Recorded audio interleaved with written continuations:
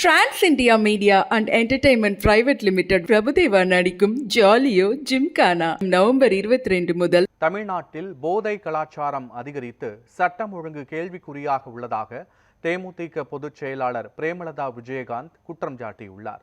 திருவள்ளூர் மாவட்டம் வடகரையில் நடைபெற்ற தேமுதிக நிர்வாகி இல்ல திருமண விழாவில் கலந்து கொண்ட தேமுதிக பொதுச் செயலாளர் பிரேமலதா விஜயகாந்த் திமுக ஆட்சியின் செயல்பாடுகளை கடுமையாக விமர்சித்தார்.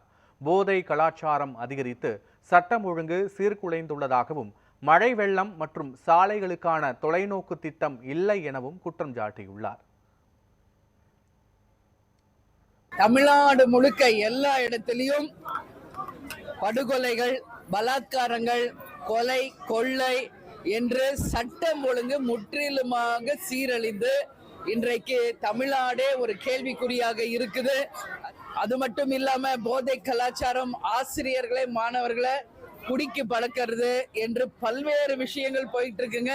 இது எல்லாமே கண்டிக்கணும். ஆனா இன்னைக்கு அதெல்லாம் தடுக்க வேண்டிய அரசு வெறும் வாய் வார்த்தைகளை பேசிக்கொண்டு அவங்க கொடுத்த எந்த வாக்குறுதிகளையுமே நிறைவேற்றாம ஒரு ஆட்சியை தான் இந்த நடத்திட்டு இருக்காங்க. அதனால இன்னைக்கு மழை வரப்போது, எந்த தொலைநோக்கு திட்டம் இல்லை. வர வழியெல்லாம் நீங்க பாக்குறீங்க எந்த அளவு சாலைகள் மிக மோசமான ஒரு நிலைமையில தமிழ்நாடு முழுக்க இருக்கிறது. வரப்போகின்ற மாபெரும் வெள்ளத்திற்கு, மழைக்கு எந்த முன்னேற்பாடும் இல்லை. சட்டம் ஒழுங்கு மிகப்பெரிய ஒரு கேள்விக்குறியா போயிட்டு இருக்குங்க.